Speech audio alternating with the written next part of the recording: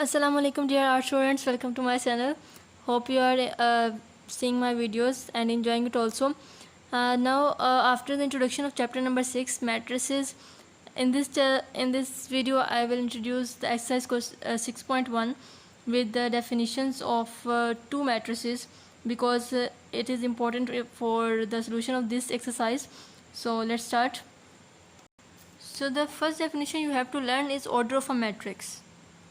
So the order is the number of rows and columns in a matrix is called its order. तो कोई भी हम for example एक matrix ले लेते हैं. यहाँ पे मैं ले लेती हूँ 1 2 3 4 5 6. कोई मैंने मैट्रिक्स ले लिया है. तो आपने इसमें देखना है कि रोज़ कितने हैं और कॉलम्स कितने हैं. तो यहाँ पे देखें रोज़ आपकी 2 हैं और कॉलम्स आपके 3 हैं. तो यहाँ पे क्या करना है, पहले तो फॉर्मूला देख लें. फॉर्मूला क्या है ऑर्डर ऑफ मैट्रिक्स का?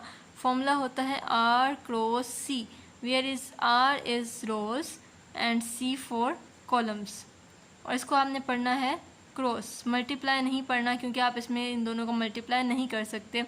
सो यहाँ पे आपके पास दो रोज़ हैं R1 R2, और इसको आप अपनी आसानी के लिख लें C1 C2 C3. तो यहाँ पे R कितने हैं 2 और C कितना है 3. तो ऑर्डर कितना हो गया 2 क्रॉस 3. और फॉर एग्ज़ाम्पल एक और मैं आपको नेक्स्ट एग्जांपल देती हूँ ताकि आपको और भी क्लियर हो जाए. यहाँ पे आप देखें, यहाँ पे R1 R2 R3 और इसको यहाँ पे क्या लिखेंगे C1. फॉर्मूला कौन सा अप्लाई करना है? R cross C. R कितने हैं 3 और C कितने हैं 1. तो ऑर्डर क्या बन जाएगा 3 क्रॉस 1. सिंपल. इक्वल मैट्रिक्स क्या होता है कि जो मैट्रिक्स आपस में बराबर हो. तो बराबर होने की क्या शर्त है, उसकी पहले डेफिनेशन लिख लेते हैं. तो इक्वल मैट्रिक्स की डेफिनेशन क्या है? If all elements are same in 2 और more matrices is called equal matrix. तो यहाँ कॉमा लगा लेते हैं. तो इक्वल का मतलब होता है जी बराबर. तो मैट्रिक्स कब बराबर होंगे? जब उसके तमाम के तमाम एलिमेंट्स जो हैं, जो भी उसके ऊपर लिखा हुआ है, जो भी उसके अंदर लिखा हुआ है दो मैट्रिसेस में या दो से ज़्यादा मैट्रिसेस में, अगर वो बराबर हो तो मैट्रिसेस जो है वो इक्वल होंगे. अब फॉर एग्जाम्पल यहाँ मैं बना लेती हूँ, एक में बना लेती हूँ 1 2 3 4. तो दूसरा जो इसका इक्वल मैट्रिक्स होगा, इसको नाम देते हैं ए का, और जो दूसरा इसका इक्वल मैट्रिक्स होगा वो भी इसका बिल्कुल डुप्लीकेट होगा. No negative sign no positive sign, बिल्कुल उसकी फ़ोटोकॉपी होगा. एक भी नंबर यहाँ से यहाँ नहीं हो सकता. इसके अलावा एक से ज़्यादा भी इक्वल मैट्रिसेस हो सकते हैं, लेकिन वो भी शक्ल सबकी सेम होगी. कोई भी ये जो है अलग अलग हम नहीं कर सकते इसे. एक और ये चीज़ हो सकती है कि आपको कोई मैट्रिक्स दे दिया जाता है 1 1 + 1 3 एंड 2 + 2. तो अब आपने यहाँ पे क्या करना है कि इसको सोल्व कर लें और उसके बाद देखें कि ये आता है सेम या नहीं. 1 + 1 = 2 3 एंड 2 + 2 = 4. अब देखें कि सिंपली जो है ये जो नया मैट्रिक्स हम बनाया वो बिल्कुल इक्वल आ गया, इसी तरह आ गया. तो इसको हम कहेंगे equal matrix. Okay learners, the first question of exercise 6.1 is with the help of the following matrices, given matrices answer the following questions from 1 to 3. मतलब कि आपको आगे क्वेश्चन नंबर 1 2 3 दिए हुए हैं और उसके बाद आपने इसका आंसर करना है. तो पहला जो इसका पार्ट है क्वेश्चन का वो है what are the orders of matrices A C and F. तो ऑर्डर ऑफ मैट्रिक्स ए क्या है?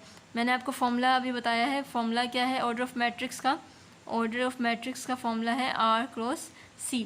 तो ए का ऑर्डर देख लेते हैं पहले. ओके, ऑर्डर ए का देख लेते हैं. यहाँ पे कितने हैं इसको आप लिख लें R1 R2. लिखना ज़रूरी नहीं है, सिर्फ आपको आपके अंडरस्टैंडिंग के लिए है. R cross C = 2 cross 2. तो ए का ऑर्डर क्या आ गया 2 क्रॉस 2. अब C का ऑर्डर देखना है. यहाँ पे भी R1 R2 R3 and C1. So R cross C = 3 cross 1. अब F की बात कर लेते हैं. तो F पे यहाँ पे क्या आएगा R1 R2 R3 and hair C1 C2. तो यहाँ पे भी R क्रॉस C फॉर्मूला लिखेंगे और R यहाँ पे 3 है और C यहाँ पे 2 है. तो R क्रॉस 2 इसका ऑर्डर आ जाएगा. Question number 2 is what are the orders of matrices B D and E. तो जो बाकी बच गए उसका भी हम ऑर्डर देख लेते हैं. सिंपल जैसे मैंने पहले भी आपको बताया है R1 R2 लिख लें या C1 C2 लिख लें या पेंसिल से लिख लें चाहे. R क्रॉस C = 2 क्रॉस 2, क्योंकि दो ही रोज़ हैं और दो ही कॉलम्स हैं. अब आपने डी का देखना है. तो यहाँ पे R1 R2 आ जाएगा और यहाँ पे क्या आएगा C1 C2 C3. तो R क्रॉस C क्या बनेगा? R is 2 and columns are 3. तो 2 क्रॉस 3 बन जाएगा. E क्या आएगा? अब इसमें क्या है जस्ट 1 R है और यहाँ पे C1, C2, C3, 3 कॉलम्स हैं। तो यहाँ पे R क्रॉस C क्या बन जाएगा, 1 cross 3। Question number 3 is what element is in second row and third column of matrix D। Where is matrix D? ये इज मैट्रिक्स D। तो पहले हम मैट्रिक्स D लिख लेते हैं। यहाँ पे D is equals to -3 2 0 0 1 5 and 4 -2 2। अब आपने क्या करना है जी, देखना है कि सेकंड और थर्ड कॉलम में कौन सा एलिमेंट आता है। तो इसको करने के लिए क्या करना पड़ता है, आप पहले क्या करें, सेकंड रो को हाईलाइट कर दें। सेकंड रो कौन सी है, इस तरफ से, तो इसको हम हाईलाइट करेंगे और थर्ड कॉलम को हाईलाइट करेंगे। अब देखिए इन दोनों के डब्बा कहाँ बना है, इस 5 पे, तो जो आंसर आएगा वो क्या आ जाएगा, 5। Okay learners, question number 4 is which of the following matrices are equal. So in the start of video मैंने आपको बताया है कि इक्वल मैट्रिसेस क्या होते हैं। इक्वल मैट्रिक्स होने के लिए बिल्कुल कॉपी पेस्ट होना ज़रूरी है, कोई भी एलिमेंट इधर से उधर नहीं हो सकता। सो पहले हम देख लेते हैं कि इसमें कौन सा, ए का पहले देख लेते हैं। ए है 4, तो इसमें से आपने ढूंढना है कि 4 कौन कौन सा है। यहाँ डी देखें, डी है इक्वल टू 2 + 2। अगर हम इसको सोल्व करें तो आंसर क्या आएगा, 4। तो डी भी 4 है और ए भी 4 है। इसके अलावा यहाँ पे कोई और देखें, यहाँ पे नहीं बनता। इसका मतलब ये है कि A is equals to D, ये पहला आंसर आ गया। अब हमने चेक करना है बी के साथ का कौन सा है। तो पहले आप यहाँ पे लिख लें B is equals to 1 2। B के साथ का चेक करें यहाँ पे कौन कौन सा है। तो यहाँ पे अगर आप बी का साथ कोई चेक करें तो बी का कोई भी इक्वल मैट्रिक्स नहीं बनता, तो बी जो है अकेला ही रहेगा। अब हम सी का चेक करते हैं कि सी का इक्वल मैट्रिक्स कौन सा है। अब है जी C इज़ इक्वल्स टू 6 9। अब यहाँ पे आप ढूंढें कौन सा है। E देखें, E यहाँ पे क्या होगा, E को लिखते हैं 3 + 3 और 8 + 1। तो 3 + 3 क्या होता है, 6 होता है। 8 + 1 क्या होता है, 9 होता है। तो इसको सोल्व करके आपका आंसर जो है वो इसके इक्वल आ गया। तो जो C का इक्वल मैट्रिक्स होगा वो होगा 6 9। इसके इक्वल आ जाएगा E के। अब क्योंकि हम डी भी यूज़ कर चुके हैं, ए भी यूज़ हो गया, सी बी ए यूज़ हो गया, अब क्या रह गया, एफ़। अब हम एफ़ के चेक करते हैं। सो एफ़ लिखते हैं, एफ़ है जी 5/5 और 4/2। अगर हम इसको सॉल्व करें तो क्या बनता है, 5 1 ज़ा 5, ये कैंसिल हो जाएगा, 4 2 2 ज़ा 4 2।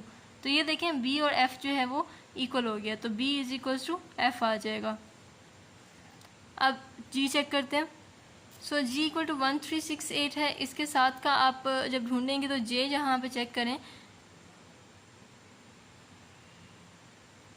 1 3 6 एंड 16/2। तो जब आप इसको कैंसिल करेंगे तो 8 आ जाएगा। तो इसकी डिफाइंड फॉर्म क्या आएगी, 1 3 6 और 8। ये देखें आप, ये दोनों सेम हो गए, तो यहाँ पे आप लिखना है G is equals to J. Okay जी, अब हमारा जी भी यूज़ हो गया, आई भी यूज़ हो गया, और यहाँ पे हम आई यूज़ नहीं हुआ अभी। तो अब हम यहाँ पे चेक करते हैं, के को पहले चेक कर लेते हैं। K is equals to, sorry H ले लेते हैं पहले। H is equal to 1 2 5 0 3 4 2 6 3। तो इस तरह के अगर आप के देखें तो के है 1 2 और 3 + 2 क्या हो जाएगा, 5 हो जाएगा। और यहाँ पे 0 वैसे ही आ जाएगा, 3 4 2 और यहाँ पे 4 + 2 इज़ 6 और यहाँ पे 3। तो ये देखें, ये जो है एच और के इक्वल हो गया। अगर आप एल देखें तो वो भी यही है, 1 2 5 0 3 4 एंड 2 6 3। तो आप यहाँ देखिए कि 3 जो आपके मैट्रिसेस हैं वो इक्वल आ गए हैं। तो यहाँ पे आप लिखेंगे एच इज़ इक्वल्स टू के इज़ इक्वल्स टू एल। तो ये आपका आंसर आ जाएगा। आई होप कि आपको ये जो कॉन्सेप्ट है वो समझ आ गया होगा अच्छी तरह से। लेकिन अगर फिर भी कोई आपको इशू है, कुछ समझ नहीं आ रहा, तो आप मेरे से कंसल्ट कर सकते हैं। काइंडली कमेंट करें कमेंट सेक्शन में। और अगर अभी तक आपने मेरे चैनल को लाइक और सब्सक्राइब नहीं किया तो that's a good thing that you should like and subscribe my channel. Thank you so much.